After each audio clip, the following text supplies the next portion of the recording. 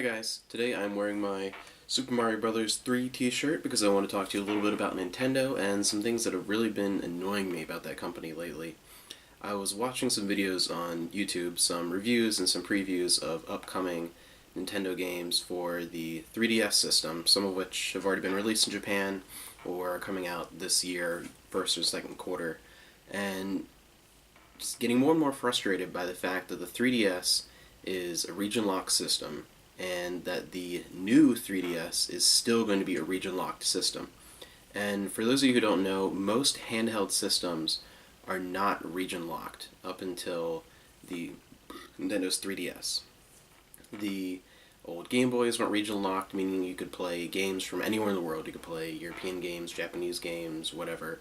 Sony's PSP, even the PS Vita, which is the main competition for the 3DS, the new 3DS, is not region locked. You can play Japanese games on it. Someone from Japan can import games from the US. Whatever. It's great, especially when not all games come to all regions. European games, sometimes we don't get them. Sometimes we don't get Japanese games. It didn't matter. But Nintendo, for some reason, decided to go backwards and make the 3DS a region-locked system. It's really frustrating a lot of people. And it was something that a lot of people expected them to change because the new 3DS system isn't really a new system. It's more of a Super 3DS. It's a more powerful 3DS, has a few extra buttons on it, especially like a second little analog nub, really. It's not really a stick, more of like a little nub that a lot of games are using for camera controls. It's basically a really, really improved 3DS system. And it really wasn't addressed. It's still a region-locked system. It's kind of getting annoying, and to the point where I'll actually probably be importing a Japanese new 3DS instead of getting a US one, because most games that I want for the system are going to be released either Japan only or they're going to be released worldwide, so no matter what, I'll be able to get every game I want by having that Japanese system rather than having an American system. But it's just an extra hoop to go through, it's an extra hassle, and it means that certain games that are going to be rather difficult to play in Japanese, if they're beyond my reading level, I'll only be playing them in Japanese, so that's kind of a frustration. And that led me into sort of another thing. The reason this system is called New 3DS, like that's actually what it's called. And Nintendo of late has been having a lot of problems with naming their products, and I'm not sure what is going on in that department because they've always been really good. Names for Nintendo consoles have always been very simple, very straightforward, but creative in that you could really differentiate between the systems. And they're really easy to remember, easy for parents to remember, or people who are purchasing games for people that, the purchaser is not a gamer, and that's a huge problem they're running into now. Is if someone goes in to buy a gift for someone for their birthday or for Christmas, and they're not a big gamer, unless they have a very specific list, they could get something that the person who's receiving the gift can't even use. Nintendo started, the first mainstream Nintendo console we got over here was the Nintendo Entertainment System, known as the Famicom in Japan. And then next we got the Super Nintendo Entertainment System and the Super Famicom in Japan. Very simple, just a continuation. Oh, it's the next thing, easy. Next thing was the N64, the Nintendo 64, indicating that it was a 64-bit system.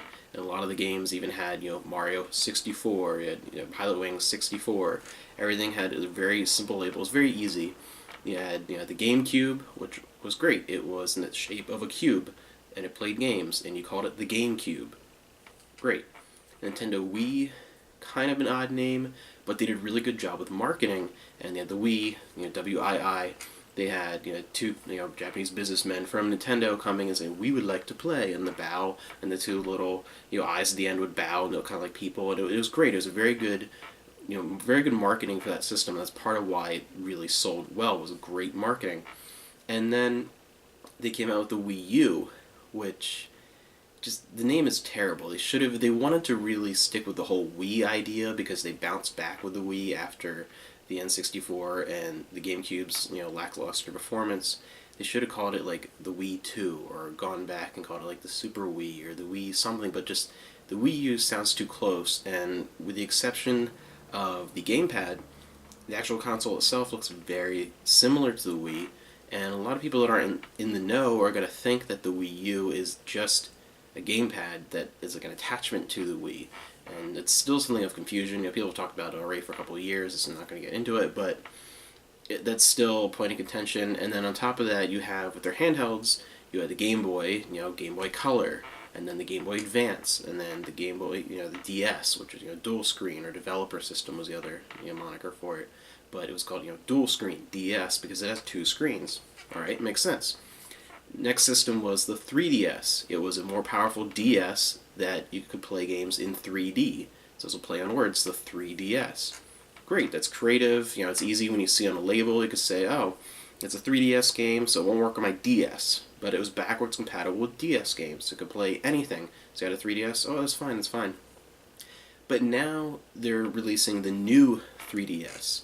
And that's going to confuse a lot of people, even more so, I think, than the Wii U, because the 3DS is backwards compatible with all DS games. People are used to being able to buy anything DS related, really, for their kid or for whoever, and it being able to work on their system. But with this, the games that are released specifically for the new 3DS, like the port of Xenoblade Chronicles, will not work on old DS systems. That's the whole point of the new 3DS, is that it's more powerful, so it can actually run games like the Xenoblade Chronicles that it would be impossible to run on a weaker system. And people are going to see that and they're going to realize, like, oh, new 3DS. It's a new 3DS game. It's going to be a really big problem. It should have been called something like, if it's going to be a souped up 3DS, go back to a form of nostalgia and call it the Super 3DS. It gives the idea that it's more powerful, that it's a different system, and you could even color code it more to the Super Nintendo or the Super Famicom colors for different regions, and it would have eliminated that problem. It's just, I don't know. I've actually been liking Nintendo a lot more lately as far as what they're developing and what sort of deals they're making with some third-party companies, but on the hardware end, they've really been messing up as far as marketing. That's the main problem. Nintendo has really great products out right now and coming out in the coming years, but the marketing is just terrible. And that's just something that's kind of been bugging me, and it's kind of a little frustrating.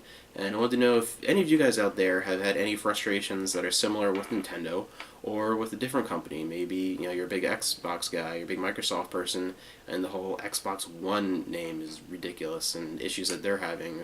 Who knows? Just let me know what you think in the comments below, and I'll see you next time.